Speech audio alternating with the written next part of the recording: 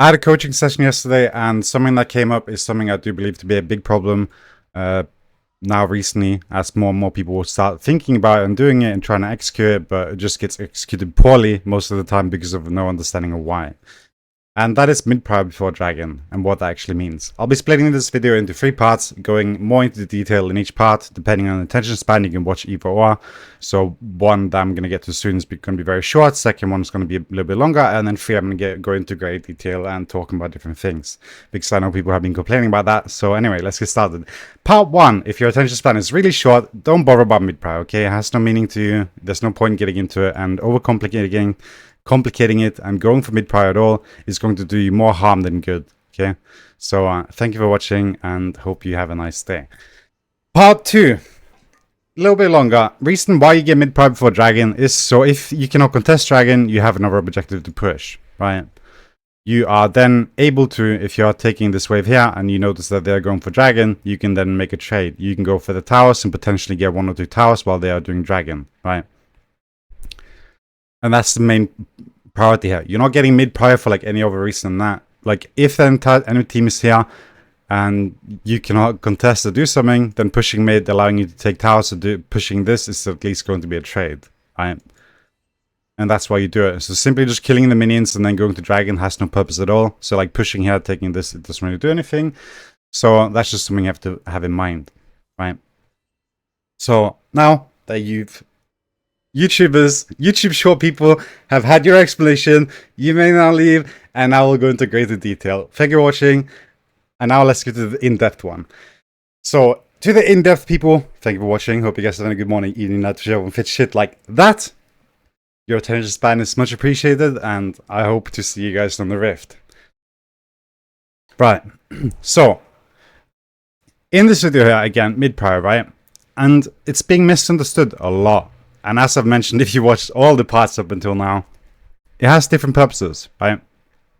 And especially in a game like this here, where he's playing with no frontline really, we can get into situations that look something like this here.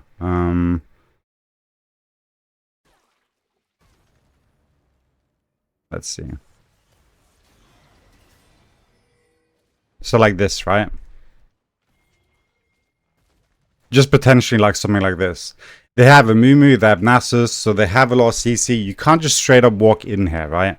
Dragon has already spawned, so getting mid-prio at this point here, if you're looking to contest Dragon, is just out of the window. And this is like the #1 thing I'll see.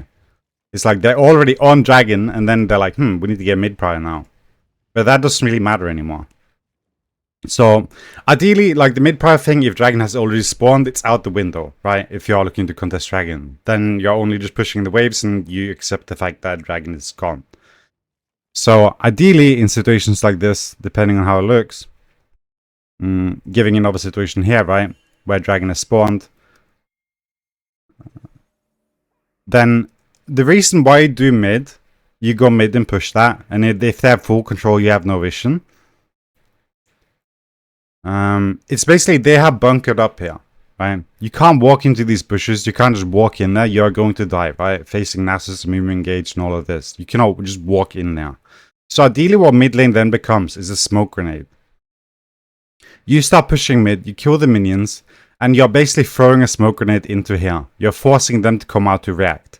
This is like if Dragon hasn't spawned yet, because then you're applying pressure to the tower, and you're forcing them to come out, right? So that's one of the reasons why you would get mid-prio. You're basically unable to get vision or do anything, so you don't want to just go in and face check them. So the alternative then is to just push mid to force them out. It's basically just a smoke grenade. Okay? And that's like the main purpose of it. They're setting up for Baron or Dragon, and they're all anchored up there, like got their positions, and they have denied all vision.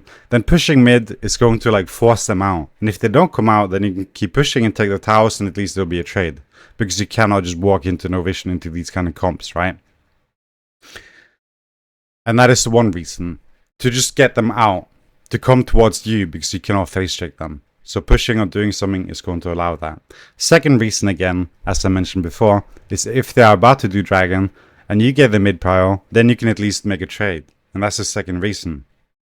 You're pushing the mid-wave, so at least if they're on Dragon and you cannot contest, you can potentially get 1 or 2 turrets while they are doing dragon, so you at least get something back, right? Instead of just standing there frustrated or like running into them and dying for no reason. So it's about making a trade then. So the two main purposes again of getting mid prio is to either like smoke them out. Like this is basically a bunker, right? They're bunker down. So you throw a smoke grenade in there by pushing mid, forcing them out, or at least it's making a trade. And that is the two primary purposes of getting mid prio. That's no other meaning than that. It's not like something magic's gonna happen if you just get mid prio, like when they're already bunkered down here. It's not gonna do anything then by just killing the minions. You need to then keep pushing or doing something else, right? But they're usually going to respond to it unless they're already on dragon. And that is basically it, right? I think some people get really fixated on this. Like I heard them say here in some situation like here, before dragon spawned. It was like, let's get mid prio. Right. Yeah, so like here, he's like, let's get mid prio. Right. But dragon's already spawning. So like doing this when dragon is already spawning and you're like going to contest, then time is of the essence. Then doing this will lose you time, you won't be able to set up. So like ideally in this situation here being Twitch, I would like to rather see him like spend his time going down here to get into a better position to fight them, right? Again, they're probably all here, looking at the vision, right? So then, instead of doing this here, you'd spend your time going back here and like getting into a better position. Because if you take this, then you're already accepting the fact that dragon is gone. So you're not getting mid prio to take dragon, because if you do this, then dragon is already gone. So then getting this mid prio is not going to do anything, right?